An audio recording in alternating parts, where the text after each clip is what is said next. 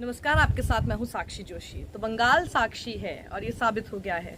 बंगाल साक्षी है कि मैं वो 15 अपनी ऐसी खबरें आपको बताऊंगी जो कि 3 मार्च से लेकर 10 अप्रैल के बीच में, जब तक मैं वहां पर थी और मैंने कवर की थी, और उन्हीं खबरों से आप साफ अंदाजा लगा सकते थे कि आखिर वहां का मूड क्या था। ये सब जितनी भी स्टोरीज है मैं आपको एक एक करके बताती हूँ। देखिए, पहली एक खबर आप ये देखिए। एक बंगाली वोटर मुझे मिले थे, क्योंकि इसका मैंने हेडर भी यही दिया था कि इस बंगाली वोटर ने क्यों कहा मोदी यहाँ जीतना नहीं चाहिए। ये छोटी सी क्लिप थी, लेकिन इन्होंने बहुत बड़ी बात कही थी। ये शख्स एकदम कांप रहे थे बात करते, जिसकी हम बात करते हैं कि बंगाल का कल्चर। इन शख्स को इस बात का डर था, बुजुर्ग थे, कि यहाँ का कल्चर खत्म हो जाएगा अगर बीजेपी यहाँ पर आ गई। और वो बहुत नाराज थे कांग्रेस और सीपीएम से कि ये बिल्कुल सही नहीं कर रहे हैं, क्योंकि उनको इस बात का डर था कि इनकी वजह से ममता को नुकसान हो सकता है सीटों का, जिसकी वजह से बीजेपी का अपर हैंड हो सकता है। ये मुझे भवानीपुर में मिले थे, जो कि ममता बनर्जी की अभी तक की पहले कॉन्स्टिट्यूएंसी थी, अब तो क्या नंदीग्राम हो गए। दूसरी मैं आपको खबर बताती हूँ, ये देखिए, जिसका हेडर मैंने दिया था, जय श्री राम का बंगाल चुनाव में कितना असर। अब ये मैंने रोड साइड पे जो रेहड़ी पटरी लगाते हैं लोग, उन लोगों से पूछा, क्योंकि हम लोग मानते हैं कि पोलराइजेशन करने में इन सब लोगों पर ज़्यादा असर हो पाता है। तो जब मैंने उन लोगों से पूछा, ये सभी लोग ऐसे थे जो कि कह रहे थे ये हमारे यहाँ पे ये जय श्री राम और ये सब चीज़ों का कोई फ़र्क नहीं पड़ता है, हम एक साथ एक दूसरे के साथ मिलजुल कर रहते हैं, हिंदू और मुसलमान जैसी यहाँ पर कोई बात नहीं है, और हमारे यहाँ पे शांति है, हमें बस यही पसंद है। कोई और आएगा, दूसरे राज्य देख रहे हो आप, मुझे ऐसे ही कहा उन्होंने, दूसरे राज्य देख रहे हो आप क्या हो रहा है वहाँ पे, कम से कम यहाँ पे शांति तो है, बंगाल के लिए तो दीदी चाहिए, ये इन लोगों ने मुझे कहा था। उसके अलावा फिर उसके बाद मैं, जब मोदी का पहला भाषण वहाँ पर था ब्रिगेड ग्राउंड में, आपको याद होगा, बहुत बड़ा ग्राउंड है वो, जहाँ पर आपको लेफ्ट की भी रैली याद होगी, बहुत ज़्यादा भीड़ वहाँ पर जुटानी पड़ती है, और मोदी की इस रैली के लिए भीड़ जुटाने के लिए न जाने कहाँ कहाँ से भर भर के बसें, टेम्पो, कितनी ट्रेन्स में भर भर के इनको भेजा गया यहाँ पे, सिर्फ इसलिए कि ताकि मोदी की भीड़ दिखाई जा सके कि मोदी की रैली में भीड़ है। नेशनल मीडिया भी वहाँ पर मौजूद था, और वो भी वहाँ पे खड़े होकर यही कह रहा था कि बहुत भीड़ है, बहुत भीड़ है। ये स्टोरी मैंने की थी कि मोदी का भाषण बीच में छोड़ क्यों निकल गए इतने लोग। आप लोगों ने बहुत देखा इस खबर को भी, क्योंकि मैं ये देख रही थी, मैं तो यही चाह रही थी कि जब लोग वहाँ से निकलेंगे तो मैं उनसे बात करूँ कि आखिर क्या आपको समझ में आया, मोदी जी आपको क्यों पसंद हैं, अगर आप उनकी रैली में गए हैं क्या आप उनसे इम्प्रेस्ड हैं। मैंने ये देखा कि अभी तो मोदी बोल ही रहे थे, लाउड स्पीकर पे उनकी आवाज़ सुनाई दे रही थी, लेकिन रास्ते में सब लोग वापस जाते हुए दिखाई देते, कहते हमें बहुत दूर जाना, हमें बहुत दूर जाना है। इसका मतलब ये हुआ, जो इनको सुनने के लिए आप आए थे उनको आप पूरा सुन भी नहीं रहे हैं, वो बोल रहे हैं और बीच में निकल के चले गए हैं। इसका मतलब आप बहुत दूर से आए हैं का क्या मतलब हुआ, कि बहुत अलग अलग जगहों से इनको भर के यहाँ पर से भीड़ बढ़ाने के लिए लेकर आया गया था। वो वहाँ के लोग नहीं थे, लोकल लोग नहीं थे जो कि वहाँ पे वेट कर रहे थे। उसी पर मुझे थोड़ा सा डाउट उस दिन भी हो रहा था, जो मैंने आपको सीधे सीधे जो मैंने देखा, जो सामने था, वो आपके सामने रख दिया था। एक खबर मैंने आपके सामने की थी कि ममता ने नंदीग्राम में हिंदू होने का ऐसा सबूत दिया कि बीजेपी दंग रह गई। वो इसलिए मैंने आपको दिया कि वो जो चंडी पाठ उन्होंने पढ़ा था, ये अनएक्सपेक्टेड था। ये पहली बार उन्होंने चंडी पाठ अपने नंदीग्राम में रैली के समय पे किया था। उस समय पर उनकी टांग टूटी नहीं थी, और पहली बार जब उन्होंने चंडी पाठ किया तो जो नेशनल मीडिया आया हुआ था वो ये सब चीज़ें ढूंढ रहा था उसमें से कि देखो गलत जो है ना, गलत सलत पढ़ के चली गई हैं, बहुत ही गलत है, और इनको आता भी नहीं था। लेकिन वो अनएक्सपेक्टेड था, और उन्होंने वहीं से अपनी वो लाइन रख दी थी कि वो जो ये 70-30 और कि यहाँ पर 70% हिंदू हैं, 30% मुस्लिम हैं, और हिंदू अब हमारे साथ होने वाले, ये जो पोलराइजेशन करने की कोशिश बीजेपी कर रही थी, उसको न्यूट्रलाइज कैसे किया जाना चाहिए, ममता बनर्जी ने उसी दिन उसकी आधारशिला रख दी थी, और ये काफ़ी काम कर गया उनके फेवर में। नंदीग्राम से पहला रुझान, ममता सरेआम, मोदी परेशान, 1 मिलियन प्लस व्यूज, अभी तक 12 लाख इसके व्यूज हो चुके हैं। और आपने इसमें देखा होगा, मैं अंदर अंदर गांव वगैरह में अंदर सबके घरों तक जाके सबसे सिर्फ पूछा कौन कौन कौन आपको ममता चाहिए, दीदी चाहिए, दादा चाहिए, कौन चाहिए। तो आपने देखा ही था कि किस तरह से ज़्यादातर लोग दीदी दीदी दीदी दीदी बोल रहे थे उसमें। उसके अलावा फिर नंदीग्राम के बाजार में मैं गई। अब बाजार में जाने का रीज़न क्या होता है? बाजार में जाने का रीज़न ये है कि वहाँ आप एक पर्टिकुलर या तो हिंदू बस्ती, मुस्लिम बस्ती ऐसे करके नहीं जाते हैं। आप वहाँ जाते हैं जहाँ पे कई सारे लोग अलग अलग जगहों से आते हैं, जिनका कुछ भी बैकग्राउंड हो सकता है, बाजार में कुछ भी खरीदने के लिए आ रहे हैं, या फिर बाजार में कोई भी कुछ भी दुकान लगा रहा है। वहाँ जब मैंने लोगों से बात की थी तो वहाँ पर मुझे शुभेंदु अधिकारी के लिए मीर जाफर जैसे शब्द सुनने को मिला था। अब शुभेंदु अधिकारी ने देखिए कहा था कि 50,000 वोट से मैं ममता बनर्जी को हराऊंगा। नंदीग्राम भले ही उनकी इलेक्शन, उनके पॉलिटिक्स में उठने का एक बहुत बड़ा कारण था, लेकिन उसके बाद भी उन्होंने जो अपना एक आदमी अपॉइंट किया हुआ था वो शुभेंदु अधिकारी एंड द अधिकारी family, the brother, the father, everybody, उन लोगों का होल्ड इतने सालों में सोचिए उन्होंने कितना बनाया उस पूरे इलाके में।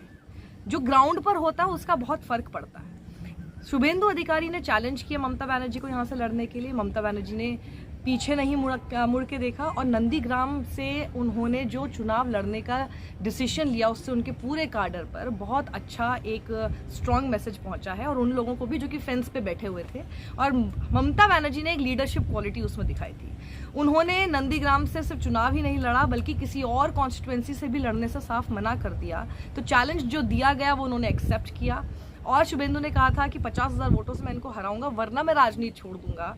अब शुभेंदु अधिकारी की राजनीति में क्या आगे उनका भविष्य रहने वाला है, ये भी एक बड़ा सवाल है। तो नंदीग्राम के बाजार में मुझे मीर जाफर जैसे शब्द सुनने को मिल रहे थे। वहाँ पे हर तरह के धर्म के भी लोग होते हैं ना, आप जिसके पास भी माइक लगा के आप एक बार बात करेंगे, बाद में आप उनका नाम पूछेंगे तो आपको उनका नाम और धर्म पता चलता है। तो आप ये वाली भी अगर स्टोरी देखेंगे तो उसमें लोगों को ये अच्छा नहीं लग रहा था कि ममता बनर्जी को अलग छोड़ दिया है और ममता के साथ जब तक शुभेंदु थे तब तक वो बहुत अच्छी थी, अभी तुम निकल गए तो अब वो बहुत तुम्हारे लिए बुरी हो गई। ये चीज़ शुभेंदु के थोड़े से फेवर में नहीं जा रही थी।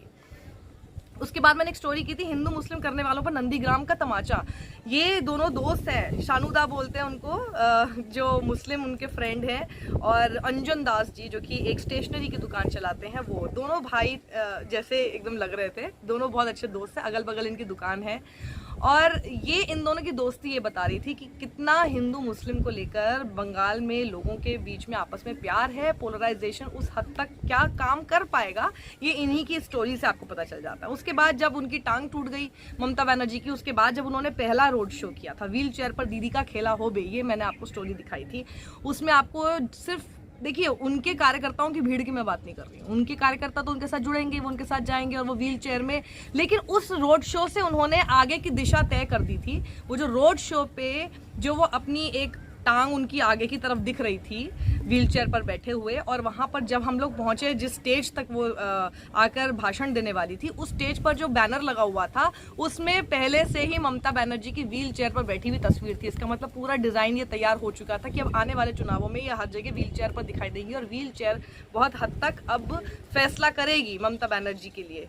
और जो रोड पर लोग थे जो कि मतलब वहां से आने जाने वाले लोग थे, लेकिन उस ट्रैफिक को रोका गया था क्योंकि ममता बनर्जी का रोड शो था, तो उन लोगों के अंदर मैं जो देख रही थी कि इतनी देर तक वेट करने पर भी उनके अंदर किसी बात का कोई गुस्सा नहीं था, बस ममता बनर्जी की एक झलक देखना चाहते थे। व्हील चेयर पर वो थी इसलिए और ज़्यादा उनकी झलक देखना चाहते थे। वो सारे जो विजुअल्स थे जो मैंने देखे थे उससे बहुत हद तक मुझे यकीन हो रहा था कि ममता बनर्जी के जो इलेक्शन कैंपेन है और वो जिस दिशा में जा रहा है वो उनके फेवर कर रहा है उनको। उसके बाद एक आपने स्टोरी मेरी देखी होगी, रात 2 बजे मैं कोलकाता की सड़क पर निकल गई और मैंने देखा कि, और फिर आगे आपने देखा होगा, फिर वहाँ पर बैठ के शर्त लग रही थी। तो शर्त जो लग रही थी उन लोगों ने आपस में रात के 2 बजे, इस खबर से एक तो ये साबित हुआ कि एक लड़की रात के 2 बजे भी कोलकाता में जाती है। 2 क्या 3 भी बज गए थे, मैंने एक 3 बजे वाली भी स्टोरी की थी। ये उस स्टोरी से अपने आप इस्टेब्लिश एक हो गया था कि how good security in Kolkata is, और इससे आपको पता चलता है कि क्यों कोलकाता को पिछले साल best and safest city in India का अवार्ड मिला था। तो ये मैं सिर्फ गई और आपके सामने था, आपने देख भी लिया। और उसमें जो चर्चा हो रही थी उसमें बहुत कन्विक्शन के साथ मुझे अलग अलग विचारधाराओं के लोग मिल गए थे जो कि आपस में बात कर रहे थे। एक अच्छा डिस्कशन उनके बीच में, एक डिबेट टाइप का भी हो गया था। लेकिन जो ममता को सपोर्ट कर रहे थे वो बहुत कन्विंस थे इस बात को लेकर कि सिर्फ सरकार नहीं बन रही है बल्कि 200+ से आप देखेंगे कि ममता बनर्जी जीतेंगी। तो ये एक स्टोरी इस लिहाज से, सिक्योरिटी के लिहाज से आपको दिख रही थी कि बहुत फेवर कर रही थी। एक मैंने स्टोरी की थी ममता की माँ कैंटीन का लाइव टेस्ट, 5 रुपए की थाली में अंडा। इस थाली की खासियत ये थी इसमें अंडा मिलता है, जितने का अंडा उतने तो बताओ थाली का प्राइस ही है। यानी अगर अंडा नहीं मिलेगा तो वो थाली पूरी फ्री होती है, जिसमें कि जो है एक ग्रेवी होती है, दाल जिसको आप कह सकते हैं, चावल होता है और साथ में अंडा होता है। तो मैंने बहुत लंबी लाइन देखी उसके अंदर और जितने भी लोग थे वो निचले तबके के लोग थे। तो यहाँ क्या हुआ कि फ़ायदा मुझे ये हुआ कि मैं जो निचले तबके के लोग थे रैंडमली उन लोगों से मिल पाई। अब इसके अंदर आप धर्म मत देखिएगा, गरीब का कोई धर्म ही नहीं है, गरीब लोग हैं गरीब। उनसे जब मैंने बात की तो उनके अंदर इस बात को लेके बहुत कॉन्फिडेंस था, बहुत अच्छा लग रहा था उनको कि ममता बनर्जी ने ये सब कुछ किया और ममता बनर्जी हमारे लिए सोचती हैं, वो ये बात कह रहे थे। आप चाहें तो वो स्टोरी को देख सकते हैं। इससे आपको पता चलता है कि जो निचला तबका है वो आखिर किस तरफ है। यही सोच के देखिए, मैं बहुत भर के स्टोरीज नहीं करती हूँ, लेकिन मेरी कोशिश होती है कि फिर मैं हर तरह के लोग आपको दिखाऊं, ताकि आपको उससे अंदाज़ा हो जाए that what this particular category of people is thinking about the elections, जिसमें कि धर्म का एक लिहाज अलग होता है, एक जो है इकोनॉमिकली वीकर सेक्शन है वो अलग होता है, महिलाओं का अलग होता है। एक मैं फिर बस में चढ़ गई थी, जब मैं नंदीग्राम जा रही थी तो कोलकाता से हल्दिया तक की मैंने बस ले ली थी। उस बस में जब मैं बैठी तो मैंने इसका टाइटल यही दिया था कि ये एक बस ही बता देगी बंगाल के वोटर का मूड, कोलकाता टू हल्दिया। तो ये जो बस थी, क्योंकि कोलकाता टू हल्दिया थी, इसमें आपको नंदीग्राम का मूड तो बिल्कुल साफ दिखाई दे जाएगा, और जिस तरह की कांटे की टक्कर हो सकती है उस पूरे बेल्ट में, वो आपको इस बस में दिखाई दे जाएगी। तो यही देखिए, इसी तरह का रुझान भी आपको दिखा, इसी तरह के नतीजे आपको दिखे, और यही मेरी इस रिपोर्ट से आपको दिख गया। एक स्टोरी मैंने की थी, जय श्री राम करने वालों को मूर्तिकार बता रहे हैं बंगाल के लिए माँ दुर्गा क्या है। आपने देखा था कि बीच में माँ दुर्गा और जय श्री राम, इन दोनों के बीच में आपस में ही कंपटीशन करा दिया था, बताइए, भगवानों के बीच में। तो आखिर माँ दुर्गा क्या है बंगाल वालों के लिए? ये माँ दुर्गा, और सिर्फ माँ दुर्गा ही नहीं बल्कि हर तरह के भगवान की मूर्तियां बनाने वाले ही आपको बेहतर बता सकते हैं कि आखिर क्या है वो बंगाल के लिए, क्यों आपको ये बनाना पड़ता है, क्यों दुर्गा पूजा का महत्व क्या है, और उस महत्व को सबसे ज्यादा आगे किसने बढ़ाया है।